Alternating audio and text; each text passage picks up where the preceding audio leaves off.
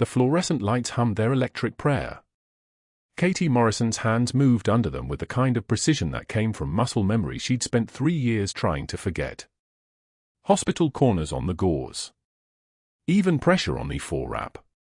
Knuckles scarred from training she'd never documented, from operations the government had erased like they'd erased her name. She was 3 years into being invisible at Oak Creek Memorial in Savannah. 3 years of night shifts in the ER, the kind of shifts where chaos broke down into patterns if you knew how to read them. Most nurses learned to survive the rush. Katie had learned to lead people through hell. There was a difference. The difference was in the hands. Vitals on bed 4. The charge nurse called across the station without looking up from the computer. Stable. Recheck in 20. Katie's voice carried the kind of calm that comes from having already survived far worse than hospital bureaucracy. She didn't inflect upward at the end of sentences the way most nurses did. She stated facts.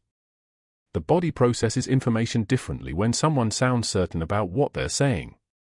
The patient's nervous system settles. Healing starts there, in the tone of a voice.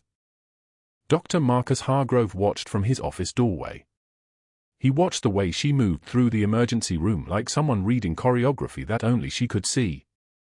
The way her documentation appeared in the system, meticulous, time-stamped to the minute, every medication logged with the precision of someone filing a military after-action report. Every note was perfect. Too perfect. In 17 years as chief medical officer, Hargrove had learned that perfect documentation was the enemy of profitable documentation. Perfect left no room for creative billing, for the kinds of trauma charge multipliers that had funded his daughter's Georgetown tuition and the ski house in Aspen. Katie reached for her coffee at 02 for 7 hours. Her hand trembled for exactly 1 second. Just enough for him to see it. Just enough to make him wonder what was underneath. She pulled her hand back before anyone else noticed. The tremor wasn't fear. It was restraint. It was the feeling of fingers that had held a tourniquet on a teammate's leg while rounds came through a window in Ramadi, fingers that had performed a field cricothyrotomy on a hostage whose airway was closing, fingers that the Pentagon had officially ordered to stop existing. The tremor was muscle memory trying to surface. Katie set the coffee cup down carefully and pulled up the patient tracker on the ER monitor. 3 unstable admissions in the past hour. 2 more coming in from a multi-vehicle collision on IU-95. The ER was a living system, unlike all living systems, it had patterns. She could read them the way other people read newspapers. What she didn't know was that at 0312 hours, the ER doors would burst open with a name that would change everything. She kept her head down. That had been the deal. The unspoken agreement she'd made the day a Pentagon liaison had found her in the basement of the VA hospital in D.C., the day they'd told her that Senior Chief Petty Officer Katherine Morrison needed to not exist anymore. The extraction in Ramadi had gone sideways. The congressmen were safe, but the operation was classified beyond classified. It belonged to the kind of Pentagon file that got buried under redactions and sealed with executive orders. The government solution was simple: erase her. New identity. New life. Civilian nurse in a southern hospital where nobody would think to look for someone with her skill set. She'd agreed because saying no to the Pentagon isn't how it works. You don't get debriefed and thanked.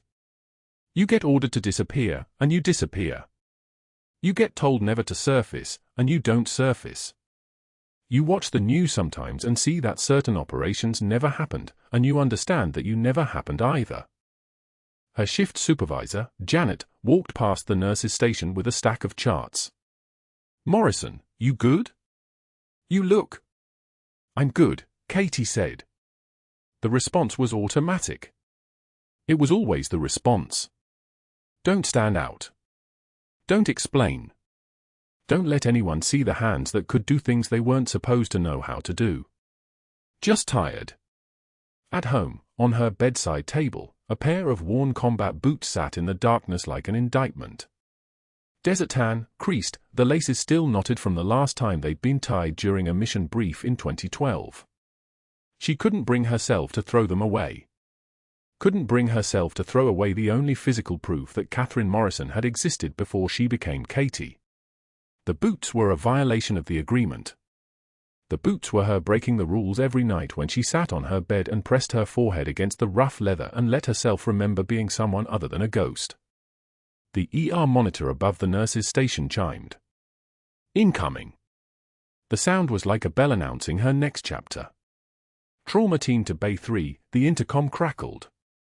Incoming Coast Guard transport, ETA 2 minutes. Commander James Webb, 61 years old, cardiac complications secondary to injuries sustained in Ramadi, 6 months prior.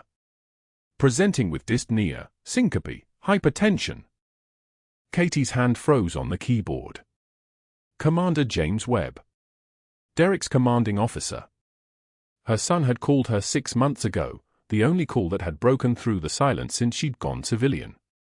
Derek had told her that his CO had been injured during a training exercise in Ramadi, that the commander was being medically discharged, that something wasn't healing right. Katie had told her son that she loved him and that she was proud of him, and then she'd hung up and put the phone away because hearing Derek's voice was the closest she could let herself get to being alive. And now the universe was bringing Commander Webb through the ER doors of her hospital at 031 for in the morning, in cardiac crisis, needing someone who knew exactly what Ramadi injuries looked like, exactly what trauma in that particular geography did to the human body. Dr. Hargrove was already moving toward Bay 3, his expensive Italian shoes clicking against the hospital tile like a countdown. The other nurses were mobilizing, jackets coming off, equipment being checked. Katie moved with them, her body responding to protocols before her mind could catch up. Years of training don't disappear just because the government says you don't exist anymore. Through the Bay 3 window, she could see the paramedics transferring the stretcher. Commander Webb was grey, his chest heaving with a kind of breathing that meant his heart wasn't doing the job anymore. The chest that had taken shrapnel 6 months ago. The chest that hadn't been imaging correctly, according to the note she could see on the monitor as the data loaded. She pulled his chart. Scanned the admission from the second hospital stay in March. Read the imaging notes. Stopped. Pericardial injury. Possible fluid accumulation. Rule out effusion.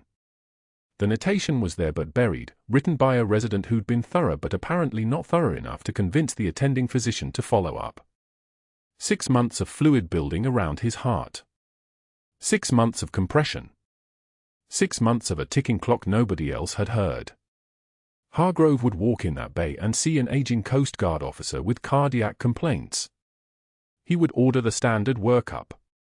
He would miss the obvious thing that was killing the man because the obvious thing required someone who understood how trauma in Ramadi specifically, the dust, the blast patterns, the specific physics of IED detonation in urban environments, created complications that civilian trauma teams sometimes missed. Katie knew because she'd treated 18 soldiers with similar injuries in a forward surgical team. 18. And she'd lost 2 of them because the window for intervention was smaller than anyone expected. Hargrove entered Bay 3 as Katie approached with the medication cart. He didn't look at her directly. That was one of his techniques. He acknowledged her presence by not acknowledging it, as if her competence was something that existed at the periphery of his awareness, something not quite real enough to matter. Full workup, he ordered the resident. Standard cardiac protocol. Get him on the monitor and run the tox screen. Probably an anxiety attack complicated by deconditioning. Military guys aren't good at sitting still. He smiled, the kind of smile that revealed that he believed his own diagnosis before the evidence had arrived. Katie's jaw clenched. Not visible. Not enough for anyone to see. But enough for her muscles to register that something was wrong. Something was about to go very wrong. She passed by Commander Webb's bed, tall man, reduced to a hospital gown, eyes closed but not peaceful. His chest rose and fell. Rose and fell. The rhythm was wrong. Not dramatically wrong. Just subtly off. The kind of wrong that a cardiac surgeon with 2 decades of experience in trauma would notice. The kind of wrong that a former senior chief petty officer who'd trained in forward surgical teams would recognize as the signature of pericardial tamponade beginning its slow, lethal work. At 0315 hours, she charted his vitals with perfect precision. Oxygen saturation 91. Blood pressure 98/61 and drifting. Heart rate 104 and climbing. Respiratory rate elevated. The data was a sentence, and the sentence was clear: this patient was decompensating. Hargrove didn't look at the chart. He was too busy making calls, establishing his dominance in the ER by ordering people around. Get an EKG. No, the full 12 lead. And blood work, CBC, CMP, troponin, D-dimer. Let's rule out everything and call it a night. Katie moved through the bay with the other staff, checking lines, monitoring the monitor, her hands moving with the kind of economy of motion that came from a decade of doing this under far worse conditions than fluorescent lights and climate-controlled hospital bays. Under mortar fire. Under power outages. Under the weight of knowing that the person you were trying to save might not be savable, and the only difference between life and death was another 5 seconds of competent action. She could see it already, the cascade that was beginning. The fluid around his heart, compressed and building pressure, was collapsing his right atrium. The collapse meant reduced filling. The reduced filling meant the pump was working harder to move less blood. The harder it worked, the more oxygen it needed. The more oxygen it needed, the more his lungs would fill with fluid as the back pressure mounted. Without intervention, Commander James Webb had maybe 6 hours. Maybe less. The question was whether Dr. Marcus Hargrove would notice before it became too late. Katie's hands moved on their own, setting up the medication drip that the resident had ordered, preparing the EKG leads, each motion a prayer that someone would look at the data before the data became a death certificate. At 0316 hours, the monitor began its complaint, a subtle arrhythmia, nothing dramatic yet, just the electrical system of the heart beginning to misfire as the pressure around it increased. Irregular. The resident frowned at the monitor. Artifact, Hargrove said without turning around. Probably the patient tensing up. Have someone sit with him. Tell him to relax. Katie didn't respond. Didn't correct him. Didn't tell him that the artifact he was dismissing was the visual representation of a man's heart beginning to fail under pressure he couldn't see. That would be speaking up. That would be drawing attention. That would be visible. Instead, she went back to her charting, to her notes that would be perfect and precise and, in a few hours, very important to someone. She documented what she saw. She documented what Hargrove was missing. And she waited. In her apartment across town, on the shelf beside her bed, the worn combat boots waited too, laced and ready, the only part of her that was still prepared for the moment when everything changed. The examination room door was still swinging when Dr. Hargrove's voice cut through the hallway like a scalpel. Katie was crossing toward the nurse's station, chart in hand, when he stepped directly into her path. Not blocking her, positioning himself. There was a difference. Nurse Morrison. His tone suggested he was addressing a medical student who'd failed her boards. We need to talk about your involvement with Commander Webb. She stopped. 3 feet away, Mrs. Webb sat in the waiting area with her daughter, both watching. Katie's hands remained steady. One measured breath. Of course, Doctor. Hargrove's smile widened. This was what he'd been waiting for. I've reviewed your notes on the commander's intake. The assessment is thorough. Which is strange, considering your limited training. He turned slightly, making sure Mrs. Webb could hear every word. Commander Webb served his country with distinction. He deserves someone with actual trauma credentials. Someone who spent more than 3 years pushing pills on the graveyard shift. The daughter's eyes widened. She understood what was happening. This wasn't medicine, this was theater. Katie kept her voice level. Commander Webb's cardiac status warrants close monitoring. His X-rays show. His X-rays are fine. Hargrove spoke over her, his voice carrying the kind of easy authority that came from never being questioned. Dr. Pierce is the cardiologist on this case now. You'll transition your notes. Completely. He turned to address Mrs. Webb directly, as if Katie had already left the room. "Don't worry. We'll make sure your husband gets the highest level of care. Not just night shift competency." Katie watched Mrs. Webb's face flush with second-hand humiliation. The daughter looked away, studying her phone with sudden intense focus. There was nowhere in this hallway that didn't feel like the bottom of a well. But Katie didn't flinch. She'd been briefed by insurgents in the Jolan district of Fallujah who had better bedside manner than this. She'd held a tourniquet on a fellow SEAL's leg while rockets landed 60 meters away. A hospital administrator with a god complex was not going to crack her composure. She took one measured breath, set the chart on the counter beside her, and met Hargrove's eyes with the kind of calm that comes from having already survived the worst. "Commander Webb deserves the best care this hospital can provide, Doctor." She said it quietly. No inflection. No challenge. Just a statement of fact. But something in her voice, something underneath the scrubs and the civilian job and the carefully maintained facade, made Hargrove's jaw tighten. He'd been expecting either anger or tears. Katie was offering neither. He leaned against the wall, crossing his arms. "We're done here." Katie turned and walked toward post-op, but she could feel him watching. Calculating. Planning. Whatever he'd started, it wasn't finished. The break room at 1400 hours smelled like industrial coffee and the faint antiseptic tang of hand sanitizer. Katie sat alone at the corner table, a sandwich in front of her that tasted like cardboard. She chewed mechanically, not because she was hungry but because eating meant she was doing something. Looking at something other than the door. The door opened. 4 nurses entered, Sarah from day's shift, Marcus from the 3rd floor ICU, and 2 registry staff Katie recognized from trauma rotations. They saw her. All 4 of them. For a moment, nobody moved. Sarah's eyes met Katie's, and Katie watched something flicker across her face. Fear, maybe. Or calculation. Sarah's mouth opened. Marcus grabbed her arm. "Come on. Let's eat outside." They gathered their lunches and left without speaking. The door clicked shut. Through the window, Katie watched them settle at a picnic table in the courtyard, their shoulders angled away from the building, away from her.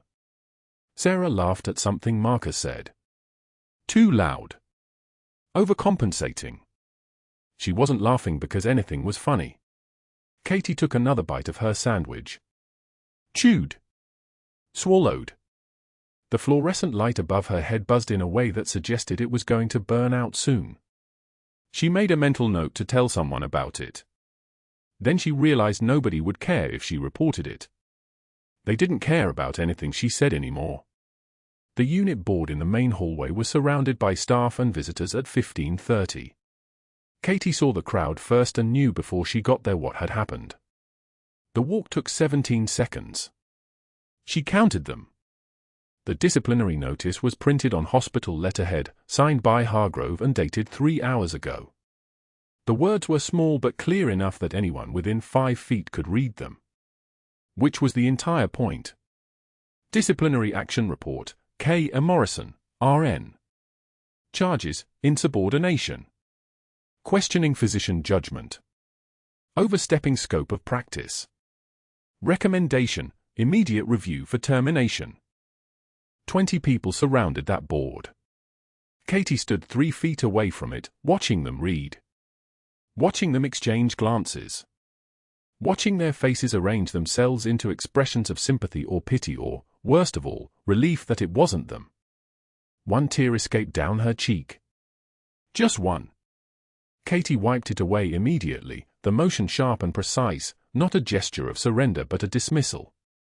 She didn't break eye contact with Hargrove, who was standing 15 feet away, watching to confirm the damage had landed. It had.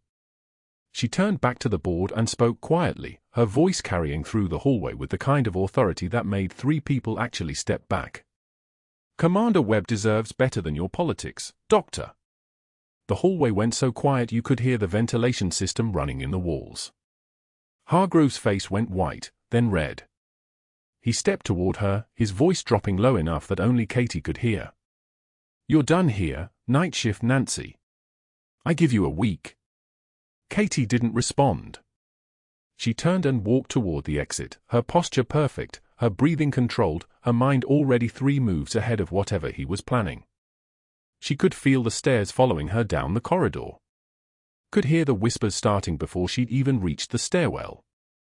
But that wasn't the worst part. The worst part was that when she sat in her car 40 minutes later, both hands gripping the steering wheel, her knuckles were white and her vision was starting to blur around the edges. She'd held it together in the hallway. Had kept her composure through the humiliation and the abandonment and the public execution of her reputation. But here, alone in a 2003 Honda Civic in the Oak Creek Memorial parking lot in Savannah, the weight of it all finally had room to press down. She sat there for 30 minutes without moving. Without crying. Without screaming. Just breathing. Just remembering that she'd survived worse than this. That humiliation wasn't the same as death. That a man with a clipboard and a god complex was not the thing that would break her. At 17:45, Katie drove home to her apartment with the worn combat boots on the shelf beside her bed, watching her with the patient gaze of something that had already lived 1,000 lifetimes. She pulled out her laptop and opened Commander Webb's medical file, the one she wasn't supposed to have access to anymore but had memorized well enough to access from memory. His intake vitals. His chest X-ray. His cardiac workup from Ramadi, 5 years ago. Something was wrong. Something nobody else was looking at because Hargrove had told them not to. Katie cross-referenced the old injury patterns against his current vital sign progression. The math didn't add up. The X-ray showed a subtle shadow near the pericardium, the fibrous sac surrounding the heart. A shadow that could easily be missed if you weren't looking for it. Cardiac tamponade. Fluid pressing on the heart from a missed traumatic injury. If the pressure increased, the heart couldn't fill properly. Blood pressure would drop. Heart rate would climb. And then, Katie picked up the phone and called the hospital. The operator connected her to the nursing station. "This is Katie Morrison. I need to leave a message for the physician on Commander Webb's case." "One moment." The attending picked up on the 4th ring. "Yes?" "Commander Webb's chest X-ray shows fluid accumulation consistent with post-traumatic pericarditis. He needs a cardiac echo. Possible tamponade." Katie's voice was clinical. Professional. Already back in the armor. The silence on the other end lasted exactly 2 seconds. "Dr. Hargrove says you're not to contact us about this patient. Ever." The line went dead. Katie stared at her phone for a long moment, then set it down on the shelf beside the combat boots. She had 5 hours before her next shift. Enough time to prepare. Enough time to remember who she used to be. At 0200 hours, the monitor spiked. One long, piercing beep that meant the world had shifted. Commander Webb's blood pressure plummeted from 110 to 89 to 67 in the span of 12 seconds. Katie's eyes snapped to the numbers on the screen. Cardiac tamponade.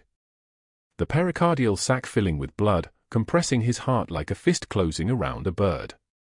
She knew this. She'd seen this in Ramadi when shrapnel had done invisible work, when the body bled into itself in ways X-rays couldn't catch. Code Blue, ICU Bay 3, crackled across the intercom. The ER exploded. Residents came running. Dr. Hargrove appeared in the doorway, already reaching for his phone. Katie moved to Webb's bedside, her hand steady as surgical steel. She'd performed pericardiocentesis in a crumbling clinic in Fallujah with a 14-gauge needle and a prayer. This was easier. This had ultrasound. This had a sterile field. "Get a cardiologist down here," Hargrove barked at the resident.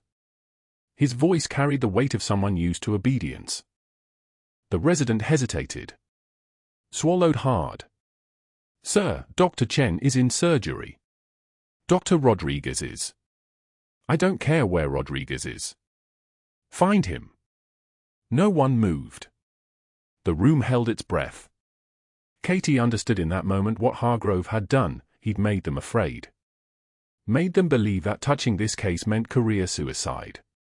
Made them believe that Commander Webb was untouchable, dangerous, politically radioactive.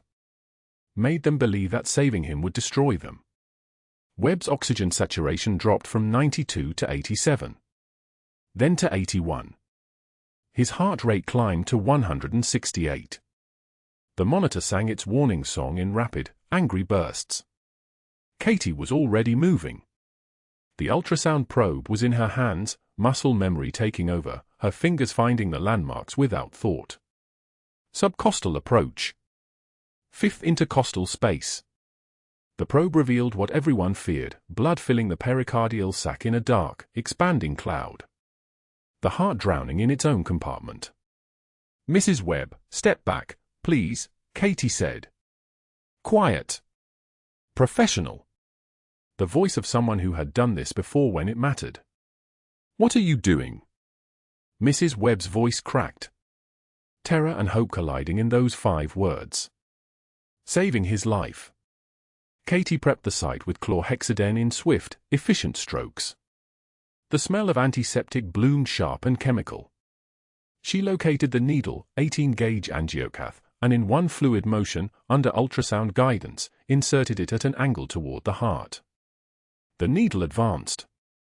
Through skin. Through fascia. Through the pericardial sac membrane. The hiss of air escaping. Then blood, dark, viscous blood, flowing back into the syringe. 50 milliliters. 100 milliliters. 150 milliliters. Webb's oxygen saturation climbed. 82, 85. 88. His heart rate dropped from 168 to 142. Then to 128. Blood pressure rose from 67 to 78 to 89 to 101. The monitor's rhythm shifted from rage to reason. The door burst open. Dr. Hargrove stood in the threshold, his face the color of old steel. He saw Katie with the needle, with the catheter, with the blooded syringe now containing 200 milliliters of fluid that had been compressing the heart of one of the most decorated officers in the Coast Guard. "Stop immediately," Hargrove said. Not shouted. Said.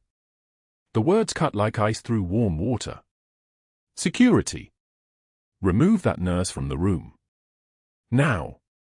Katie didn't flinch. 30 more seconds. "That's not a suggestion, Nurse Morrison. It's a direct order from the attending physician." She secured the catheter with practiced hands. Drew one more aspirate to confirm fluid was flowing freely. Confirmed sinus rhythm on the monitor. Confirmed color returning to Webb's face, from the gray of a dying man to the pink of someone whose heart could finally beat without drowning in its own blood. Only then did she straighten. Only then did she turn to look at Hargrove. Their eyes met for exactly 3 seconds. In that space, he understood something that made his jaw tighten. He understood that she knew. That she knew he'd been circling Webb's case like a predator, waiting for the young officer to code so no one could question why the treatment had been inadequate. That she knew he'd orchestrated the silence of every doctor in this hospital. And that she didn't care what consequences came next. "He was going into tamponade," Katie said. Her voice had dropped an octave. The pericardial injury on the CT was missed. The sac was filling. In 4 minutes, he would have arrested. In 6, he would have been dead. Hargrove's face flushed. He turned to the security guard, a man named Turner who'd worked the hospital for 12 years and whose daughter had been treated free in the psychiatric ward when her insurance ran out. Hargrove had paid that tab. It was a favor. It was now a debt. "Remove her," Hargrove said. "Immediately. Unlock her access card. She is suspended, effective now, pending investigation." "Yes, sir," Turner said quietly. He looked at Katie with eyes full of apology. Katie nodded. She moved to the side of the ICU bed, maintaining contact with the catheter she'd just placed. "Commander Webb has a pericardial drain in place now. He needs cardiac monitoring every 15 minutes. His pressure is fragile. If the drain clogs, you'll see his pressure drop again, and when it does, you'll have maybe 2 minutes before arrest. She was giving them information. Giving them what they would need to keep him alive after she was gone. I said now, Hargrove repeated. Katie looked at Mrs. Webb. At the woman whose son served under the man whose life she had just held in her hands. He's stable. He'll wake up in a few hours. When he does, tell him. She stopped. There was nothing to tell him. He didn't know her name. Didn't know what she'd done. Wouldn't know she'd saved him. Tell him he's lucky, she said finally. She left the syringe on the tray. Left the ultrasound probe still covered in conductive gel. Left the empty chair at Webb's bedside where she'd planned to sit through his recovery. But that wasn't the worst part. In the hallway, Hargrove was already on his phone. His voice low and urgent, the kind of quiet that comes from a man used to moving power like currency. I need this handled. The nurse, Katie Morrison, just performed an unauthorized procedure on the Coast Guard case. I need it stopped now. Pause. He's breathing steady. Controlled. Yes, I'm calling in the favors. Thompson, Rodriguez, Chen. Yes, the 3 who owe me for burying their malpractice incidents. I need them on the board by morning. Call the investigator we used last year. Denson. Yes, that Denson. I need evidence of narcotics theft in her file by end of shift. Drug diversion. Something that sticks. Another pause. The fluorescent light overhead cast his shadow across the floor like a stain. Because, he said quietly, this nurse is about to disappear, and no one is going to ask questions. Is that clear? Katie heard every word. She was returning to the ICU to check the catheter placement one final time, to make sure nothing had shifted, to guarantee that when she left, everything was optimized for Webb's survival. She heard the conversation from around the corner, where the shadows pooled thick enough to hide in. She didn't stop. Didn't retreat. She moved into the ICU bay and reviewed every line, every monitor, every parameter. Webb's pressure was 109 systolic. His oxygen saturation was 96%. His heart rate was 78, steady, strong. The monitor showed the rhythm of a man whose heart was beating free. She pulled up a chair. Not the one she'd been sitting in before the crash. A new one from the corner of the room. She sat at Webb's bedside and waited for what came next. What came next was time. Hour after hour, she monitored every vital sign with the precision of someone who had managed trauma teams under fire. Her notebook filled with observations. 0230 hours, pressure stable, catheter patent, minimal drain output. 0300 hours, sinus rhythm maintained, oxygen saturation holding at 96%, core temperature beginning to normalize. 0400 hours, first signs of consciousness, pupils responding, command following delayed but present. At hour 6, Hargrove arrived with 3 hospital board members, Thompson, Rodriguez, and Chen.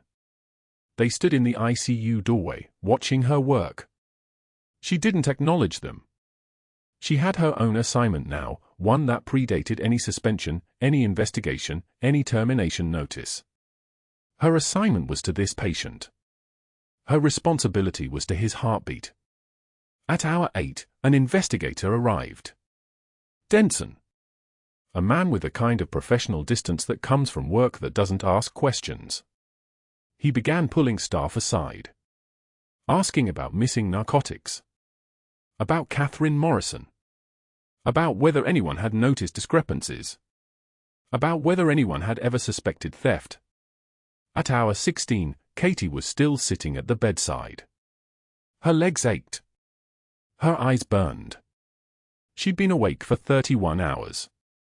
She'd performed a procedure that no one else would touch. She'd saved the life of a man whose name she could say but whose identity she could never claim. Hargrove appeared at the glass wall, watching her. Watching her watch Webb. Understanding, perhaps for the first time, that there were two kinds of doctors in medicine, those who would save a life regardless of consequences, and those who calculated the cost first. Understanding that he'd built his entire career on calculation, and that Katie Morrison had just revealed the entire architecture of his cowardice by refusing to do the same. At hour 24, security came. Turner again, with an escort form already signed. Katie signed. Hargrove's name was at the bottom in perfect script. Suspended. Pending investigation. Effective immediately. She stood. Her chair was empty now. Webb lay unconscious but stable, his heart beating steady, his body beginning its slow climb back toward consciousness. His wife had dozed in the corner chair hours ago. His monitor glowed soft blue in the darkness of the ICU. Katie turned to leave. Behind her, the pericardial drain ticked once, one drop of fluid, one small victory, one heartbeat closer to survival. "You're finished here," Hargrove said from somewhere in the hallway. His voice carried no victory. Just finality. The voice of someone executing a sentence. Katie didn't respond. She'd been finished before. She'd been erased before. She'd been dismissed by governments and forgotten by institutions. One more termination notice wouldn't change the fact that Commander Webb was breathing, that his heart was beating, that in the morning he would open his eyes in a room where someone had cared enough to stand between him and the darkness. That would have to be enough. That would never be enough. Security walked her to the parking lot at 2:06 p.m., one hand on her elbow like she was a flight risk, like she hadn't just spent 24 hours saving a man's life. The box in her arms held everything that mattered, her personal stethoscope, the framed photo of Marcus in his dress uniform, the worn combat boots she'd kept in her locker since the day she'd stopped being someone. Her badge was gone. Her hospital ID was gone. Her access to every system, every floor, every patient she'd spent 3 years learning to care for, gone. The October rain fell in sheets across the asphalt. She didn't rush. She never rushed. Rushing looked like panic, and panic was a luxury she couldn't afford. The security guard's radio crackled. All clear on termination. Clinical language for destruction. She set the box on the passenger seat of her 2009 Honda Civic, the one Derek had helped her pick out 8 years ago when she was still pretending to be ordinary. Water dripped from her hair onto the steering wheel. The rain hammered the windshield like applause for her failure. Inside Oak Creek Memorial, on the surgical floor 3 stories above, Commander James Webb opened his eyes for the first time in 18 hours. The morphine drip was thick and warm. His wife gripped his hand. His daughter stood at the foot of the bed with tears streaming down her face. He tried to speak. His throat was sandpaper. He tried again, voice cracking like a man who'd been underwater and finally surfaced. The night nurse. The one who stayed. Where is she? His wife squeezed his hand. Rest, honey. You're safe now. But he wasn't asking about safety. He was asking about the hands that had steadied him, the voice that had talked him through the worst hours of his life, the presence that had refused to leave even when every other physician in this hospital had decided his case was too political, too risky, too much. "I need to thank her," he whispered. The ICU nurse checking his vitals exchanged a glance with his wife. "We'll find out. You just rest." Dr. Hargrove was already 3 moves ahead. He'd made 4 phone calls from his office before Katie's badge was even deactivated. Call 1 to St. Anne's Hospital in Atlanta, where Katie had worked before coming to Savannah, mentioning concerns about controlled substance access patterns that warranted investigation. Call 2 to Presbyterian in Charlotte with similar concerns about discrepancies in med-room inventory during her shifts. Call 3 to the investigator he always kept on retainer, the one who knew how to manufacture documentation that looked absolutely authentic if you didn't look too closely. And call 4 to the 3 board members who owed him for the malpractice incidents he'd quietly buried when their sons and daughters had made career-ending mistakes in surgical suites. By 5 p.m., the formal termination was printed on hospital letterhead. By 5:15 p.m., It was posted to her personnel file with notations about theft of controlled substances, performing procedures beyond scope of practice, and insubordination. The investigator had already prepared the evidence: receipts for missing fentanyl patches, documentation of her accessing the narcotic cabinet at 2:13 a.m. on the night of the emergency, security footage that conveniently showed her near the med room. None of it was real. All of it was comprehensive. All of it would hold up under light examination, and that was all Hargrove needed. Katie drove through Savannah with her hand steady on the wheel and her vision burning. Rain fell so hard she could barely see the road. She knew where to go. She'd known where to go since 2003, since the military chaplain had knocked on her door and used the words that never got easier: killed in action. Marcus's grave sat in Bonaventure Cemetery, under a live oak tree draped with Spanish moss, 20 minutes from the hospital parking lot where she'd just been stripped of her identity twice in one day. She parked and walked in the rain without a coat. The mud sucked at her shoes. The headstone was granite, polished smooth, his name engraved in letters that would outlive them both: Marcus David Morrison, beloved husband, decorated veteran, 1975 to 2003. She'd never put her rank on a headstone, never carved Senior Chief Petty Officer Katherine Morrison anywhere public, because officially, that person had stopped existing the moment her extraction team left Ramadi. She knelt in the mud. The rain soaked through her scrubs, through the thin jacket she'd grabbed on her way out.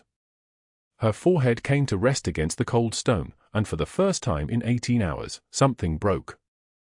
"I failed him, Marcus." Her voice was barely a whisper, swallowed by the storm. "I failed Derek's commanding officer, and I can't even tell them why I knew how to save him." The rain pounded harder. She didn't move. She'd been trained to endure worse than weather, worse than cold, worse than the weight of secrets that could never be spoken aloud. "They erased me." The words came out like she was reporting to someone who mattered, someone who could fix it. "Senior Chief Petty Officer Katherine Morrison doesn't exist anymore." The government buried the Ramadi extraction in a classified file. Sealed my records. Told me to disappear, to never surface, to never tell anyone what happened in that compound when the shooting started and the hostages were still tied to chairs in the basement and I was the only one small enough to fit through the ventilation shaft. Lightning cracked across the sky, split a tree somewhere in the cemetery. She watched the crack spread and didn't flinch. "I can't defend myself without breaking orders. I can't tell them I've performed a pericardiocentesis 100 times in field hospitals when there was no backup, no attending physicians, just me and a needle and 30 seconds to save someone's life before they died right in front of me." She pressed her palm against the granite. "I can't tell Derek his mother is a decorated war hero because officially, I'm not. Officially, I've never been anything but a civilian nurse with questionable credentials and a sudden problem with controlled substance management." The stone was cold. Everything was cold. "I promised you I'd keep our son safe. His commanding officer was dying on that table and I saved him with my own hands, and now I'm nothing again. Worse than nothing. I'm terminated.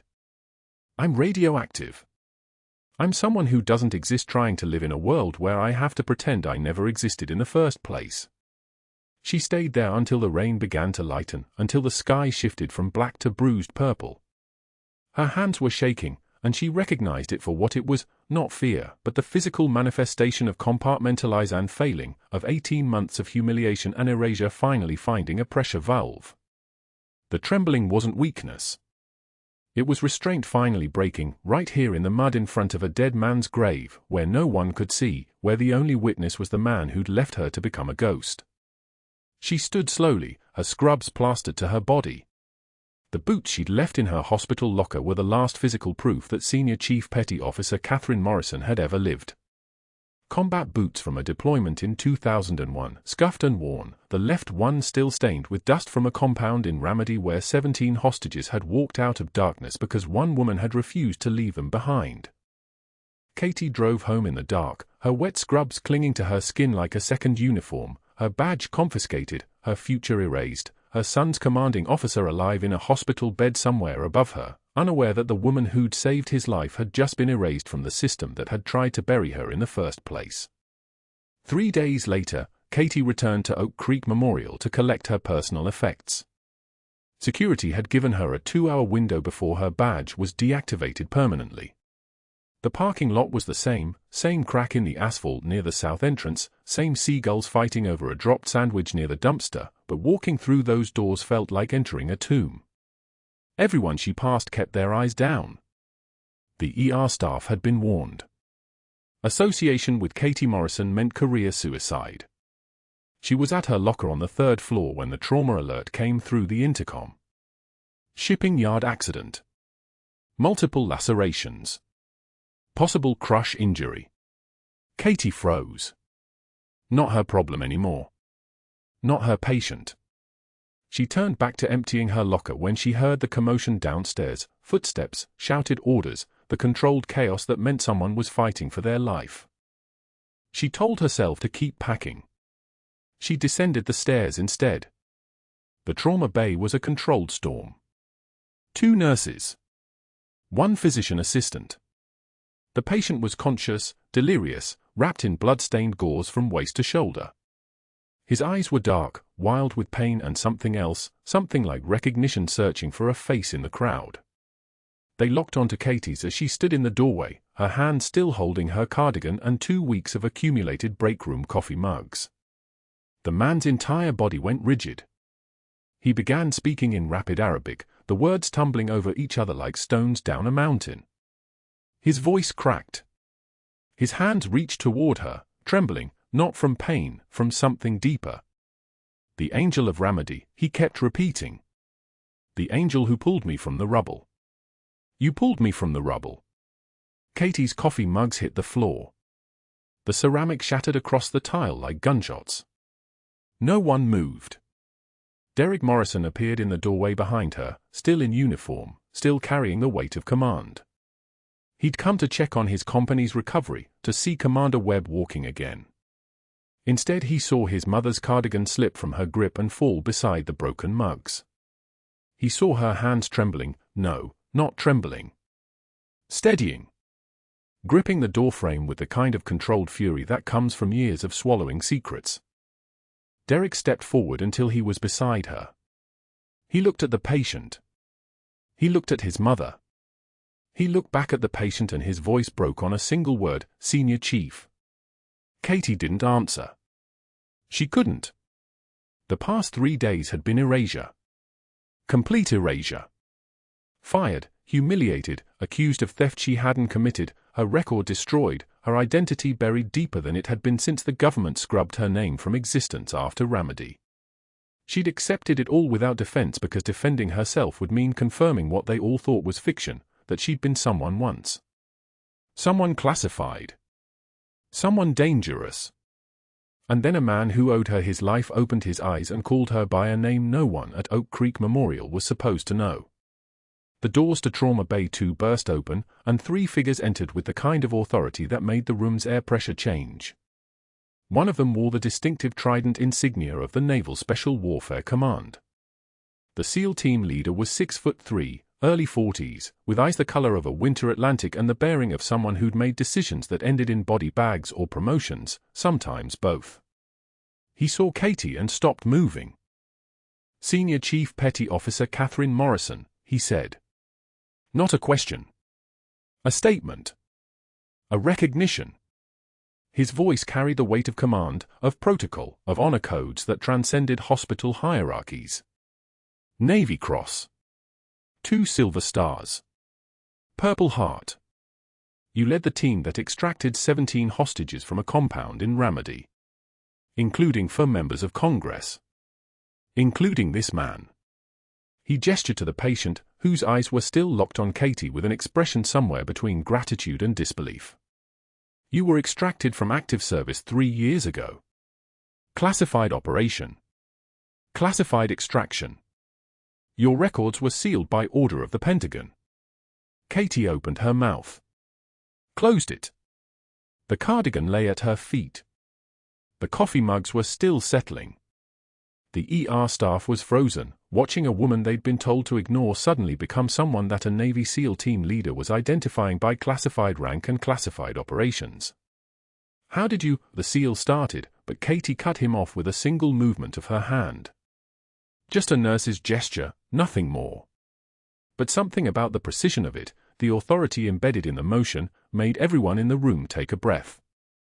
"I was ordered to disappear," Katie said. Her voice had changed. The deferential tone, the careful politeness she'd maintained for 3 years, gone. What remained was the voice of someone who'd planned operations and led teams through hostile territory. Ramadi extraction was classified. Statute of limitations on disclosure is 15 years. I had 17 left to remain a ghost. The patient spoke again in Arabic, tears on his face now. The SEAL translated, "He says you told him, when you pulled him from the rubble, when blood was in his eyes and he couldn't see, you told him stay with me. Stay with me. You're going home. He says he stayed conscious because he believed you." The hospital CEO had appeared in the doorway by then. Then the chief medical officer. Then 3 more senior physicians, drawn by the gravity of the moment, that certain density of silence that comes when hierarchy shifts and everyone in the room realizes they've been standing next to a legend wearing scrubs. But that wasn't the worst part for Dr. Hargrove. 43 minutes later, federal agents descended on the hospital's administrative office with warrants and digital forensics equipment. The FBI had been investigating Oak Creek Memorial's billing patterns for 6 months. Inflated trauma codes. Phantom procedures. Insurance fraud totaling $2.3 million. And at the center of the web, fabricating evidence against a threat to his operation, was Dr. Thomas Hargrove. The lead agent found him at his computer terminal, frantic, fingers flying across the keyboard. "Dr. Hargrove, step away from the workstation." Hargrove's face went white. "I don't know what." "We've been investigating billing irregularities for 6 months, the agent said. Her voice was steady, matter-of-fact. "Your network is cooperating. Thompson gave us Rodriguez. Rodriguez gave us Chen. The malpractice incidents you buried? They're all on the table now. You buried 3 separate negligence cases in exchange for professional loyalty." Hargrove bolted for the door. The agents were faster. They had him back in the chair, pulling him away from the terminal, while the digital forensics specialist took over the keyboard. On the monitor, the specialist's face hardened. "He's been fabricating evidence in real time," she said. "Accessing the pharmacy system. Backdating narcotic logs. Creating false med room entries showing medication diversion by Morrison. Creating witness statements from staff who were never near the medication rooms." Hargrove's fingerprints were all over the digital trail, the false narcotic reports, the altered procedure logs, the manufactured evidence. The federal investigator he'd hired to frame Katie was arrested simultaneously at his office downtown, 3 miles away. 2 of the 3 board members who'd signed off on Katie's termination were escorted from the building by federal marshals. Dr. Hargrove was read his rights in the 3rd-floor hallway of Oak Creek Memorial, where 3 days earlier he'd humiliated a nurse in front of a dying patient. The handcuffs clicked around his wrists with the kind of finality that made the ER staff pause in their work. The perp walk was silent except for his shoes on tile, the sound of a man's entire world collapsing in the span of 43 minutes. Katie watched him pass. Derek stood beside her, his arm around her shoulders. Commander Webb was in a wheelchair at the end of the hallway, still recovering from his cardiac injury, the woman who'd saved his life now standing beside him in the harsh fluorescent light. The SEAL team leader stood with them, bearing witness. When Hargrove's eyes met Katie's, she took one measured breath. She held his gaze for exactly 3 seconds. She did not flinch. She did not cry. She did not speak. She simply wiped a single tear from her cheek, not from fear, from the release of something held too long, and turned her attention back to the patient being wheeled into Trauma Bay 2, where there was still work to be done. "I need to be in the bay," Katie said simply. Her voice had returned to its proper register, the voice of someone who'd spent years making life-and-death decisions. "This patient needs fluid resuscitation." "What's his blood pressure?"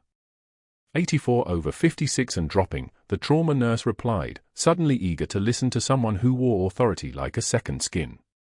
Push 2 liters of normal saline wide open. I want to type and cross. We're preparing for possible OR.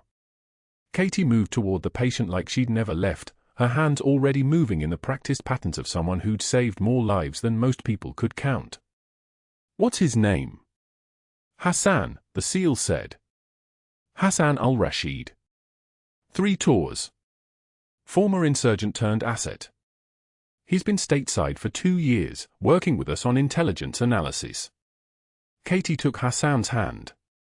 His eyes widened again, that same disbelief mixed with gratitude. Hassan, I'm going to take care of you. Just like before. Can you do that? Hassan nodded, and somewhere in the hospital, Dr. Hargrove was being loaded into a federal vehicle while Katie Morrison, Senior Chief Petty Officer Katherine Morrison, Navy Cross, 2 Silver Stars, Purple Heart, began the work she'd been born to do. Outside, seagulls fought over scraps in the parking lot. The same crack in the asphalt. The same Savannah heat. But nothing was the same anymore. The woman in the blue scrubs had become visible, and once you could see her, you could never look away. If you've ever been underestimated by someone who didn't know your true value, subscribe and tell us your story. Like this video. And please, comment below, what would you have done in Katie's position?